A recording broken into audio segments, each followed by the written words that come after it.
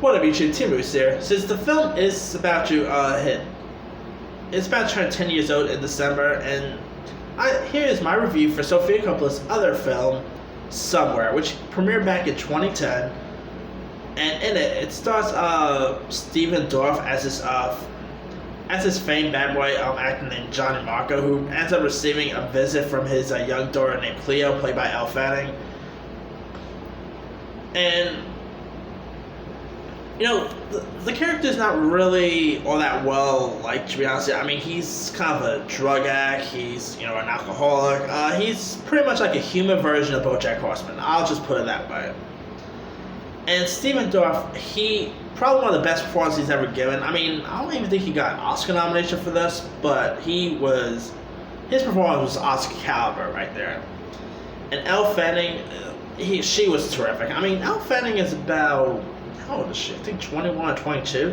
The girl's only in her early 20s, and she's been doing a lot of movies since she was a child. I mean, I remember seeing her pop up in Daddy's Daycare. And since then, of course, she is the younger sister of Dakota Fanning, and she's been some really solid stuff. She was in another Sofia Coppola movie, The Beguiled. She was just in Netflix's All the Bright Places. She was in Maleficent. Teen Spirit. I mean, Elle Fanning, I really adore her. I think she's definitely, she's gonna have an Oscar on her before her career's over. I'm telling you right now. Maybe before she hits 40, she's gonna get an Oscar. I'm telling you that right now.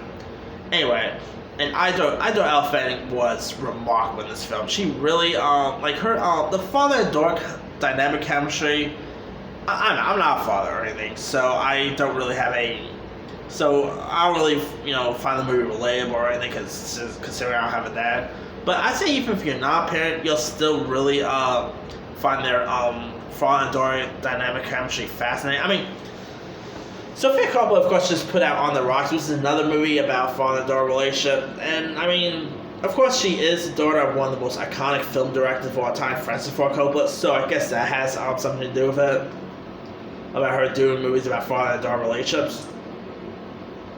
But yeah, I thought she did a really solid job. I mean, the opening, of course, even resembles Vincent Gallo's The Brown Bunny as well, so it had a pretty cool opening. I mean, yeah, it's a pretty solid film. It's been a while since I've seen it, but I still remember watching this movie. I didn't watch it in theaters, but I saw it on HBO one time. I really enjoyed it. It's really charming. It's a nice, it has a coming of age style to it as well. And you don't really see Stephen Dorff a whole lot anymore. I mean, he's popped up and stuff here and there, but he doesn't do a whole lot. Remember he was in Blade. He of course is starring that recent Fox series, Deputy. Sadly, that didn't last so long, but yeah. And of course, he was on season 3 of True Detective.